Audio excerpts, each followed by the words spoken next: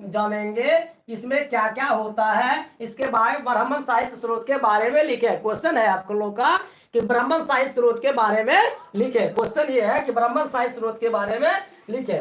तो कहता है कि ब्राह्मण साहित्य स्रोत के में इसके अंतर्गत, ब्राह्मण साहित्य स्रोत के अंतर्गत, इसके अंतर्गत जो है क्या, इसके अंतर है ना, इसके अंतर्गत है 4 वेद है, 4 वेद है, इसके अंतर्गत 4 वेद है। पहला हो गया कि क्या, पहला जो वेद है इसको बोलते हैं ऋग्वेद।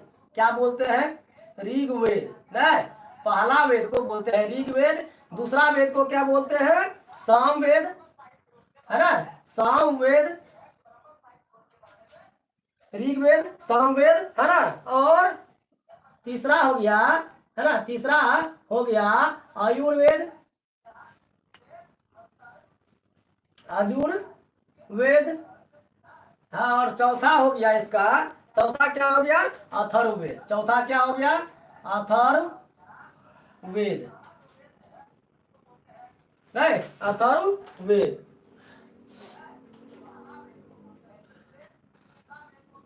ठीक है।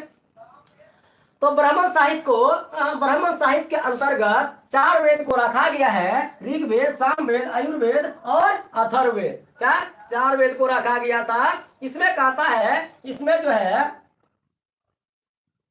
इसमें उपनिषद, उपनिषद की संख्या, उपनिषद की जो संख्या थी वो 108 है। उपनिषद की संख्या कितनी है? 108। 108 उपनिषद की संख्या कितनी है? 108 है। और इसमें पुराणों की संख्या, पुराणों की संख्या 18 है। आवाज कम।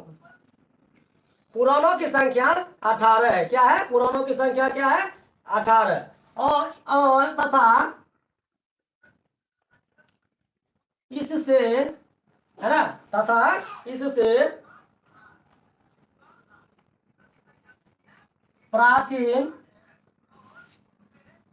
भारतीय इतिहास,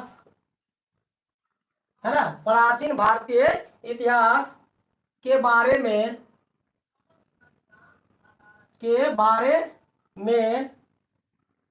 महत्वपूर्ण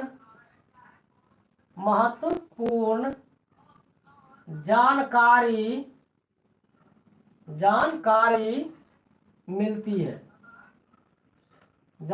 मिलती है। ठीक है। इसमें क्या हुआ?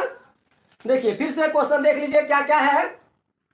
कहता है कि ब्राह्मण साहित्य में क्या हुआ कि ब्राह्मण साहित्य में इसके अंतर्गत 4 वेद है, ऋग्वेद, सामवेद, आयुर्वेद, अथर्ववेद। 4 वेद को लिया गया है। और इसमें उपनिषद की संख्या को 108 है। उपनिषद की संख्या कितनी है? 108 है। इसमें पुराणों की संख्या ये 18 है। तथा इसमें जो है प्राचीन भारतीय इतिहास के बारे में जानकारी मिलती है। यानी ब्राह्मण साहित्य से किसकी जानकारी मिलती है? तो प्राचीन भारतीय, हाँ, प्राचीन भारतीय इतिहास का महत्वपूर्ण जो तथ्य होता है उसके बारे में जानकारी मिलती है। तो कहता है कि ब्राह्मण साहित्य के अंतर्गत 4 वेद को रखा गया है, ऋग्वेद, सामवेद, आयुर्वेद, अथर्ववेद। ठीक है। और इसमें पुराणों की संख्या जो है 18 है, उपनिषद की संख्या 108 है। और इससे, किससे? ब्राह्मण साहित्य से जो है भारतीय प्राचीन इतिहास के जानकारी मिलती है। भारतीय प्राचीन इतिहास, भारतीय प्राचीन इतिहास के बारे में महत्वपूर्ण जानकारी मिलती है। भारतीय प्राचीन इतिहास के बारे में महत्वपूर्ण जानकारी मिलती है। किससे? ब्राह्मण साहित्य से। किससे? ब्राह्मण साहित्य से। कोई दिक्कत है ना? चलिए, किसी प्रकार से कोई दिक्कत होगा तो बोलते रहिए। चलिए इसका स्क्रीनशॉट लीजिए और तेजी में इसको जो है स्क्रीनशॉट लीजिए और इसको जो है उतारते चलिएगा। स्क्रीनशॉट लीजिए, इसको उतारते चलिएगा। स्क्रीनशॉट लेके इसको उतारते चलिए। स्क्रीनशॉट लीजिए, इसको स्क्रीनशॉट ले लीजिए और इसे उतारते चलिएगा। स्क्रीनशॉट लेके इसको उतारते चलिएगा।